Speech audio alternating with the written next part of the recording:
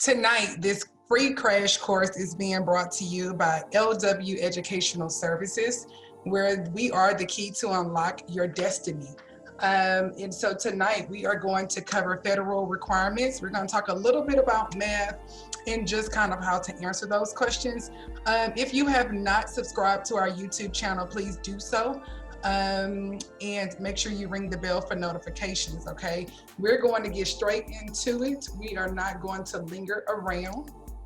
And let's talk a little bit about federal requirements for non-hazardous and pharmaceutical substance. Oh, but before I do that, I do want to make mention to you that you will notice that here lately my videos have been or will be pretty much in line with what's on the PTCB blueprint, okay? So the PTCB blueprint, the second section is the federal requirements, which is what we're going to talk about tonight. And so if you do not have that PTCB blueprint, I advise you to go to ptcb.org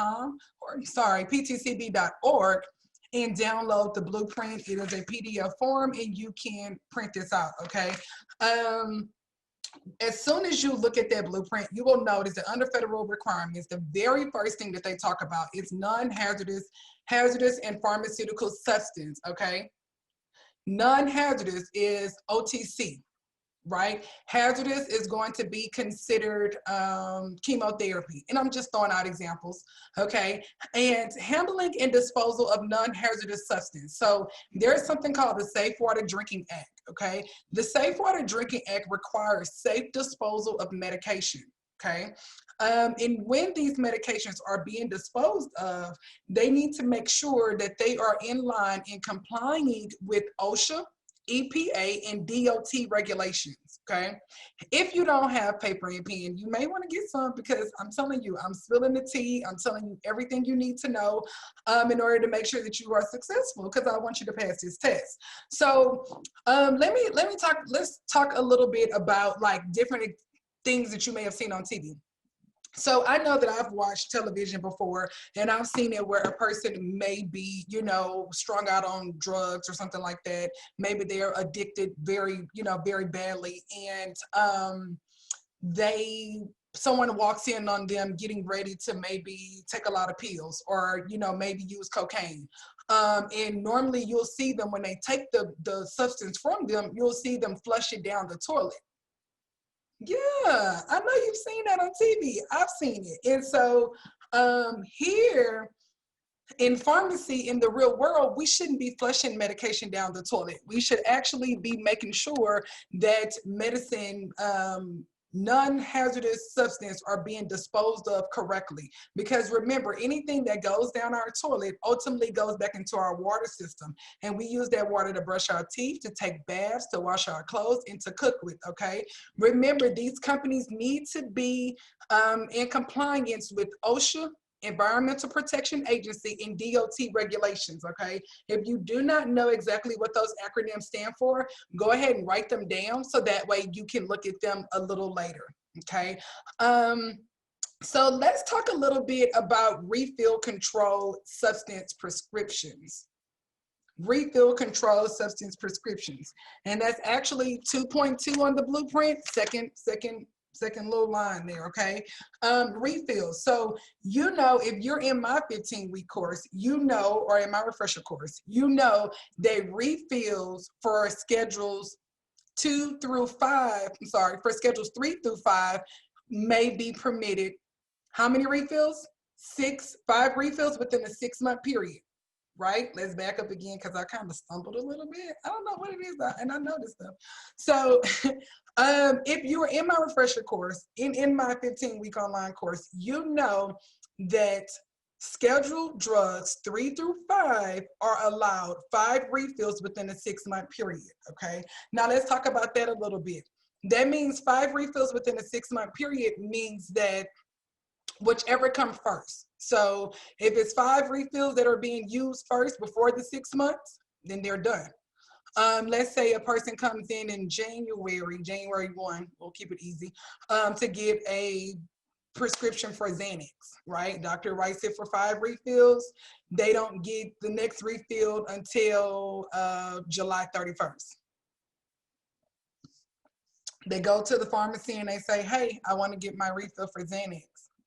The pharmacist or the tech says, oh, your prescription has expired. The customer says, what do you mean my prescription has expired? I'm looking at my bottle right here. I have 5 refills. I want the refill.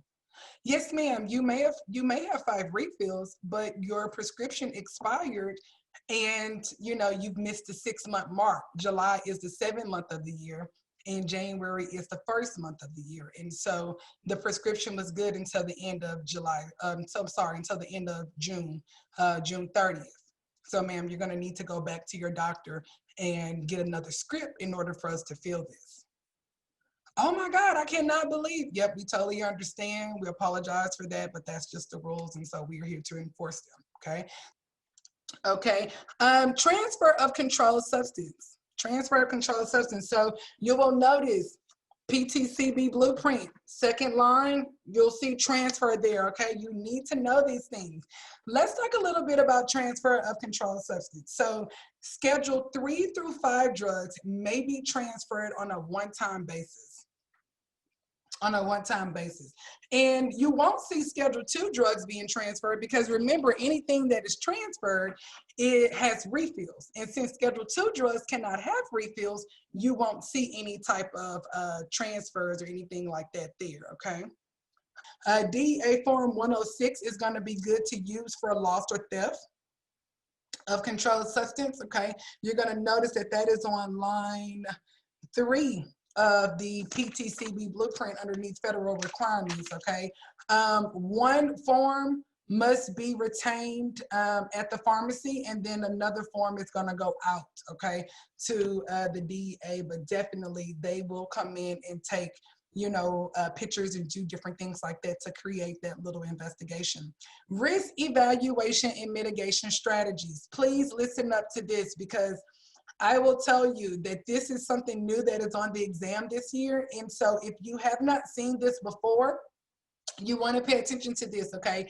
Risk evaluation and mitigation strategies, also known as REMS. This is pretty much a program that monitors the risk that comes with certain medications. So obviously they have medication guides, which is a paper handout that comes with many prescription medications.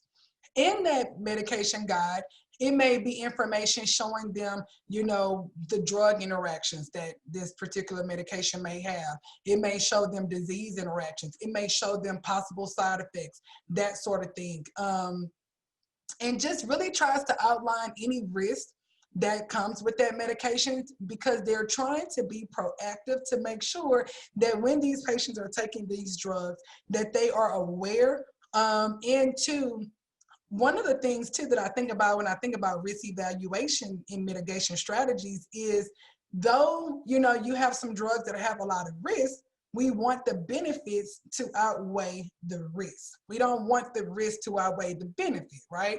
So I always think about chemotherapy whenever, I'm talking about this subject because chemotherapy has been known to have a very big risk. It might kill the bad blood cells, but it also kills the good ones as well. And so that's one of the drugs you can think about there. It also talks about a communication plan, how to educate and inform and raise awareness of risk, right? So that way the patient is aware of the possibilities that could actually happen. If you haven't read about iPledge or the thalidomide, take an opportunity to read a little bit about that because this is almost, something that leans towards that category. Patient package inserts, okay? Patient package inserts typically come with birth control.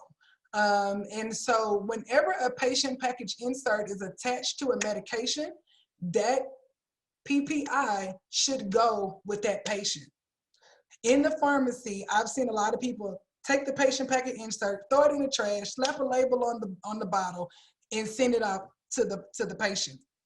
No, it is supposed to go. They are entitled to having that patient package insert so that way they are familiar with everything, and all of the information that that particular manufacturer wants them to know about that medication. So make sure that if you are in the pharmacy right now that you are not having those little issues where you're, you know, destroying the PPI and you're just giving them the bottle. Okay, so now we're going to do a little bit of calculations. Now, bear with me because I hope this works. So, calculations. I will say that so many of my friends think that math is a bully. And I will be honest, sometimes math can bully you and kind of push up and push you over, right? But I want to show you ways that you and math can work together. You don't have to be friends, but you need to work together. Now, I always tell people at the end of the day, you probably want to be friends with math because that's the way you count your money, but that's my thought, may not be yours. Also, if you have not subscribed to this channel or if you have not liked our YouTube channel and subscribed, please do that now. If this channel has helped you and really, really put your mind into the perspective of learning and being able to learn in a fun, easy way, subscribe, write me a message. I love to see your encouraging notes. It pushes me and it gives me the energy and the strength I need to continue to do this for you. Okay, so like, subscribe, and write me a little note. It doesn't have to be long, just a little something to let me know that you're watching, okay? So I won't read this entire sentence or problem, but I do want to say when you are reading and you are trying to solve a math problem, the first thing you want to say to yourself is, what is the question asking? Okay, in this question, it says, how much S will the patient ingest with each 30 milliliter dose? Okay, now if we look here, they're asking about this drug. And if we look here, it says the product contains 20%. The product contains 20%, right? So that lets us know, okay, we're going to work with the 20, and we're also going to work with the 30. Yep. Step 2. What form should my answer be in? So let's look over here at our answer choices. Okay. I see grams here. So I'm going to assume that it's going to be grams because I see it here and I see it listed here twice. I don't see milligrams anywhere. So I'm not going to assume that milligrams should be a part of this, right?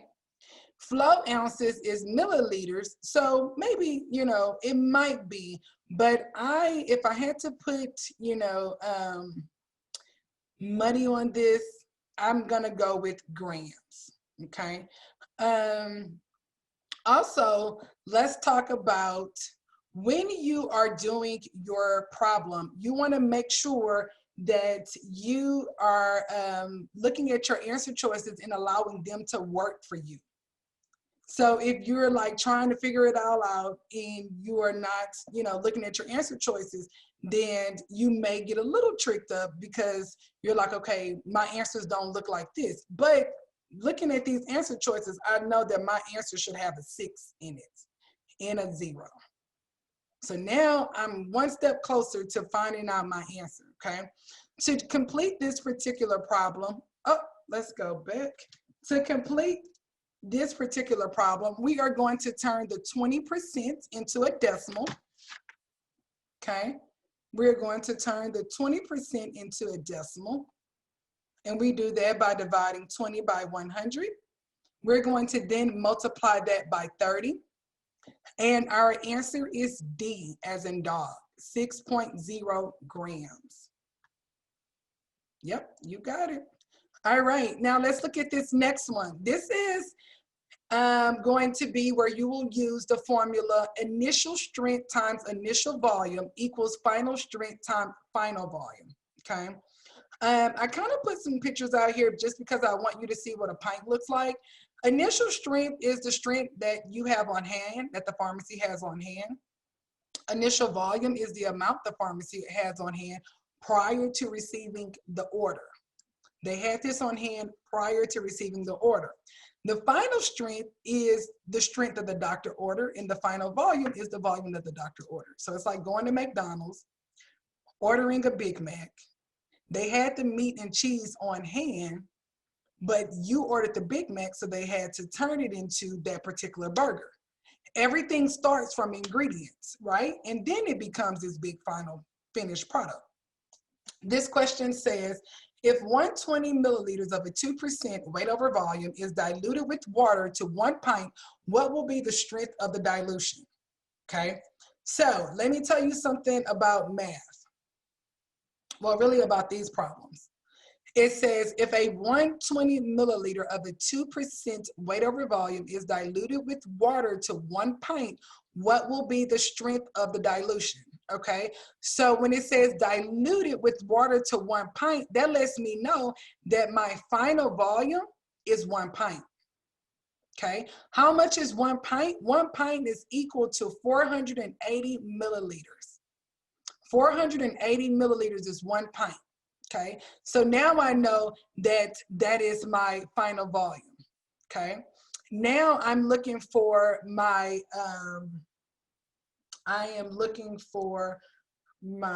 let's see if I can use my pen here to kind of help. Okay, let's see if this is gonna work. Now I'm working on another screen, so you may or may not see me. Okay, yes, oh my God. Okay, this is getting good. Okay, so what we are going to do is I am going to show you, let me erase this. Okay, let's go back. Bam. Okay, so 1 pint we said equals 480 milliliters, right? And then we have 120 of a 2% weight over volume. So now I know that my final volume is 480. Now it says what will be the strength of the dilution. So that lets me know that I'm solving for a final strength, right? How do I know that? Because it asks me what will be the strength of the dilution. So that means that once it's finished, what will be the strength of that particular medication, right? So now that lets me know that my initial volume and initial strength is 120 by 2%. Okay, 120 by 2%. Okay, and so here what I am going to do is I am going to take 120 and I am going to multiply it by 2. Okay, and that is, the 120 is my initial volume and the 2 is my initial strength. Why? Because it's what I started with in the pharmacy. Okay, now if you get to the answer before I do, put it in the chat. Okay, because I know that you all are smart and that you can actually do this.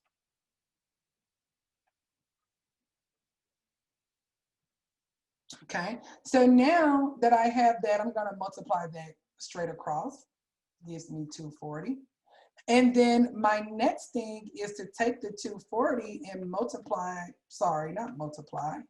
We are going to divide that by 480. Okay, so I'll write it down here just so you can see. 120 times 2 divided by 480. Okay, and what does that give us? It gives us 0.5%. Okay, 0.5%. Now I want to tell you about this really quickly. When you are doing dilutions, think about pineapple juice. Okay, you have pineapple juice. When you first drink it, it's sweet. When you dilute it, let's say you had 2% pineapple juice, and then you added 480 milliliters of water to it. You diluted that pineapple juice from 2% to 0.5. See? So whenever you are diluting something, it's never going to be as strong as it was the first time you taste it, than, you know, when it is as it is when you actually taste it again. So it's almost like drinking a watered down Coke. You know, you get a Coke from the burger place, and once the ice melt, is diluted and it's watery. But before the ice melt, it was a very strong Coke. Well, that's the same thing in dilutions. Whenever you get in your answer and you're solving for the final strength of dilution, you're always going to know that your final answer is going to be less than the 2% here. Why? Because when you diluted it, you took it from 2% to 0.5. just like your Coke and ice. When you added water to it, it got watered down, right? Okay. And so I even hear some people when they order their drink from the fast food restaurant, they'll say, you know, light ice, because they want more drink than they do ice, and they don't want their ice to water down their Coke. Look at that. I told you, I got you. I know you need this help. Okay, now let's try this one. Insulin is available in a concentration of 100 units. This is something I want you to remember, because most insulin does come in 100 units. And so if you are taking a practice exam, or if you were taking, you know, an actual PTCB exam or EXCPT, you want to remember that the dosage strength for insulin is typically 100 units, right? You may see something like 300 for certain ones, but the very common strength for insulin is 100 units, okay? It says a patient orders 0.8, a patient order reads 0.8 units per kilogram per day and divided into 2 doses. The patient weighs 143 pounds, okay? So we need this. How many milliliters should the patient receive each day using a U100 syringe, okay? Now, so the way I like to do this is I like to think about, pull out that formula and see where we are with that, okay? So the 100, you may or may not use in this problem. We don't know yet because we haven't worked it out. I only pointed it out because I wanted you to remember that that's how most insulins come. So I kind of gave you that information just kind of on the back tip. Uh-oh, wait a second. Look at me. Okay, wait 1 second. All right. So I have my 0.8 units per kilogram per day. Okay, here we go. And this patient weighs 143 pounds, right? So in order for me to turn kilo or pounds into kilograms, I need to divide by 2.2. Why are we turning pounds into kilograms, Lindsay? We're turning pounds into kilograms because that is the formula for the doctor's order. Do you see that? Yes, the formula is in kilograms. So I cannot use pounds, I have to use kilograms, okay? I tell people all the time, it's like going to a fried chicken place asking for a sandwich, you know, like a ham and cheese sandwich or a turkey sandwich. You're not gonna have that because they sell fried chicken. Well, I can't give it to you in pounds if the doctor wrote it for kilograms. I have to give it to you in the way that it reads. So I am going to get 65.5 kilograms, okay? Now I'm gonna go back over here with my happy problem. And I am going to plug in. Okay. And I am going to plug in my 0.8 units times 65.5. And what does that give me? 0.8 times 65.5. And that gives me 52.4. Okay. So now I'm looking at C and I'm like, oh, I think I got my answer. But my answer doesn't quite look like this. Okay. So now I need to go back in here and I need to read this again. It says, how many milliliters should the patient receive each day using a U100 syringe? Oh, so I need to divide this by 100. Okay, so I'm going to divide 52.4 divided by 100, and that gives me my 0.52, which makes my answer C. Yep, that's how you do that. Hopefully you walked through that with me and you were able to get that question correct. Okay, let's look at the next one. Now, this is some of the stuff we just kind of talked about. It says, which of the following is an appropriate way to dispose of non-returnable medication? Remember we talked about the Safe Drinking Water Act? Do you remember that? All right. All right. So let's look at it. Bag them with regular pharmacy trash? No. Flush them down the toilet or dump them in the sink? Remember, I just told you about that story, you know, or that little example that you see on like Lifetime. I watch Lifetime, so I see that a lot. It says utilize a company that adheres to the EPA regulations regarding destruction of medication. Ding, ding, ding, ding, ding. Yes, D is the correct answer. The correct answer is D. Okay, now let's look at transfer. We talked about this a little bit. Any pharmacy that has custody of a controlled substance may return it to the original manufacturer or supplier as long as it is registered with the DEA. The pharmacy initiating the transfer must properly document the transfer. Proper documentation must include all the following written information except. When you take your test, I want you to pay attention to that except. So many times that word right there tricks my friends up and they're like, what? I picked the opposite one. No, it says except. So that means that we want you to pay attention to, you know, except, and make sure that you are looking at your answer choices carefully and very closely, okay? The date the pharmacy took the original custody of the controlled substance, everything should be on there except.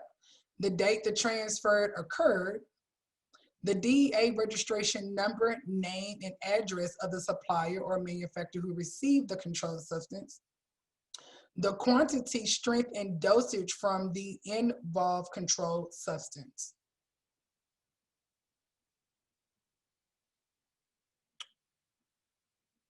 What should not be on there?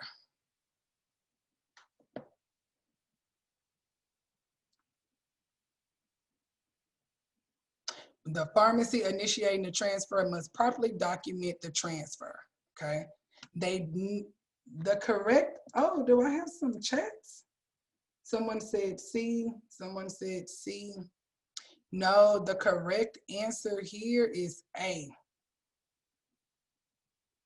You always need the quantity, the strength, and the dosage form, right?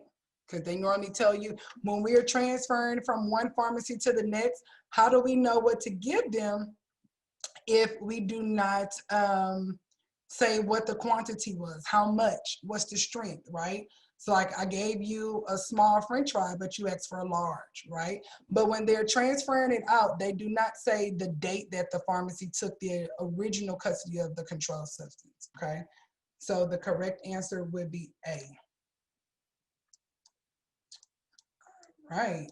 Which organization maintains a listing of anti-neoplastic agents and hazardous drugs used in healthcare? Which organization? Look at that, I cannot draw a line. The correct answer is C, Niosh. Niosh, hazardous drugs, hazardous, right? The word safety in here should give you that little, you know, hint. Okay, hazardous is kind of scary. And so if this can make me feel safe, I will definitely do it. TJC is going to be hospitals. Okay, don't judge me because I am clicking away with my mouse.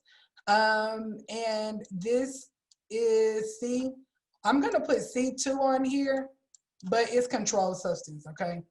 And then this one is the Institute of Safe Medication Practices.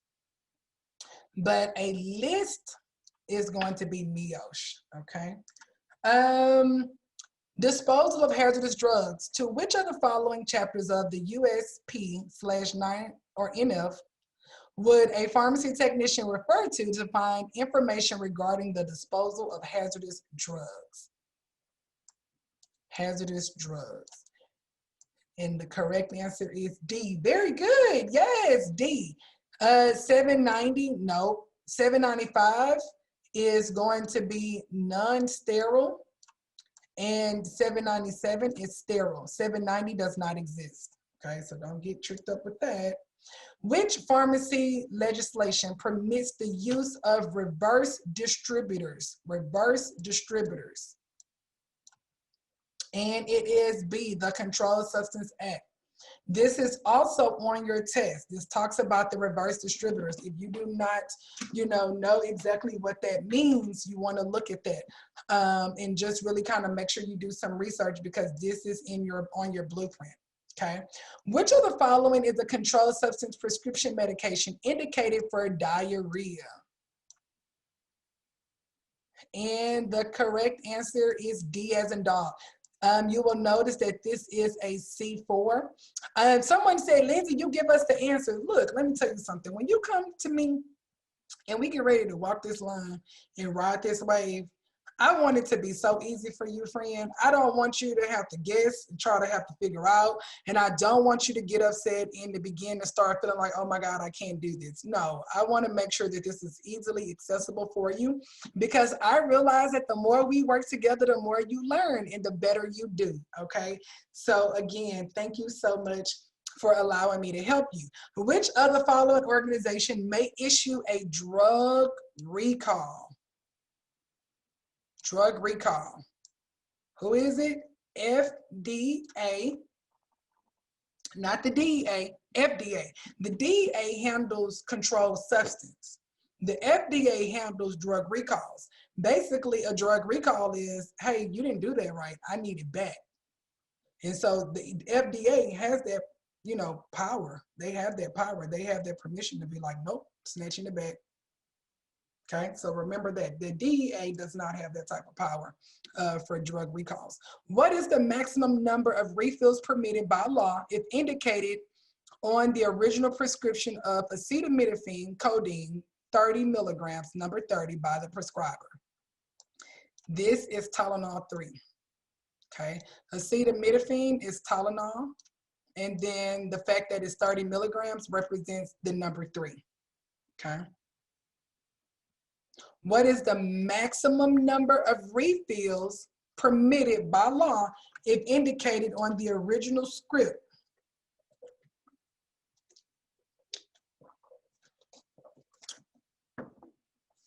And the correct answer is 5. 5 refills within a 6-month period. Remember we talked about that? Why? Because acetaminophen, Tylenol 3, is a controlled substance schedule 3, not a 2. 2 are the ones that do not have any refills.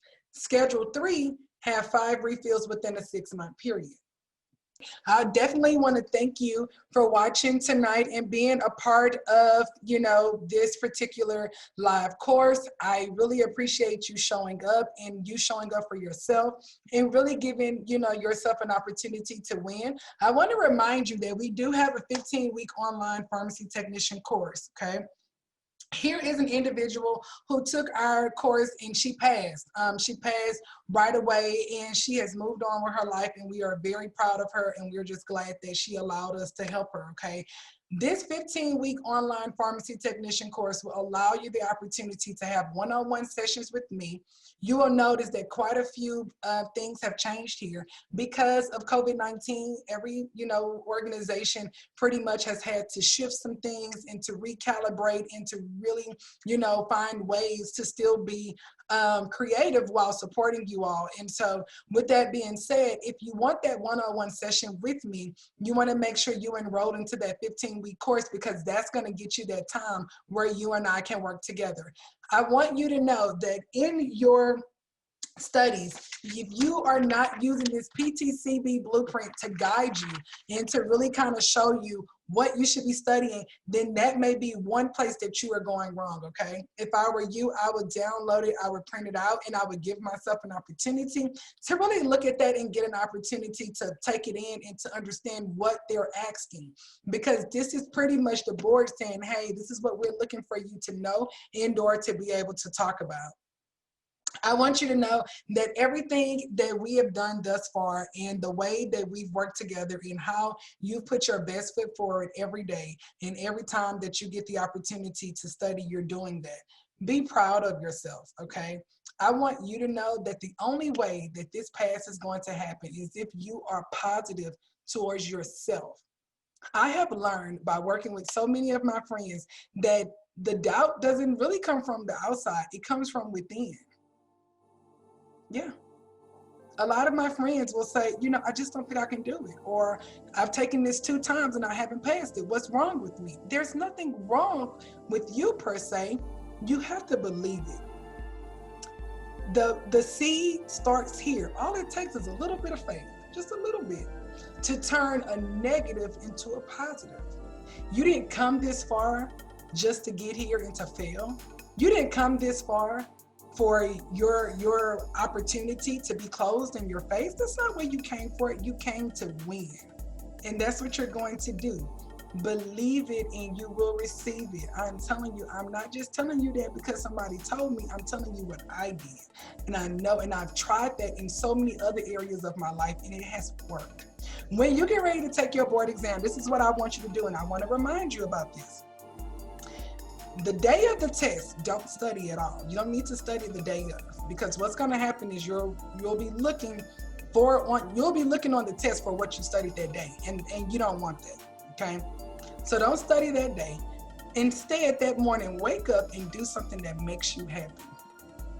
I'm for real. Do something that makes you happy. And then once you do something that makes you happy, then when you get to that actual test, I want you to do all of the questions you know first. And then go back and do the other ones that you know, okay? Do the ones you know first, flag the ones you don't know, and then go back and continue that process until you've completed the entire test. When you sit down to take that test, this is what I want you to do. I want you to say, self, work with me and not against me. Why? Because the doubt starts here. Let me tell you, you did not come this far, put in all this energy and time to walk away defeated. You better believe it in your mind. I don't care what nobody else has told you. Another thing I want to say, if you're around negative people, you need to go ahead and put them on timeout. Create a boundary and let them know, look, for the next 4 weeks, I cannot talk to you because I'm working on something and I don't need that in my spirit. I'm telling you, protect your success. Protect it. Protect it from yourself sometimes. If you feel negative, you protect it, okay? I want you to know that you are right where you need to be. Do not give up. Do not give out. Don't give in. Don't throw in the towel. Everything that you are destined to be is happening to you right now. 2020 has gone a whole nother way and you are still here standing. So many people have come and gone. So many people, are laid up, maybe in the hospital. Maybe some people didn't make it, but you're still here, friend, and you're still here for a reason. Trust your success. Trust your journey. Love on yourself. Be kind to yourself. You only get one self. You only get one life to live, okay? So live every day as if it was your last day, because you never know what is on the other side waiting for you, okay? And so be in a place of positivity and continue to trust the journey. You are right where you need to be. I want to say thank you so much for watching me tonight and for allowing me to be a part of your journey. May God continue to bless you and may He continue to keep you. Until next time, have a good one. Bye.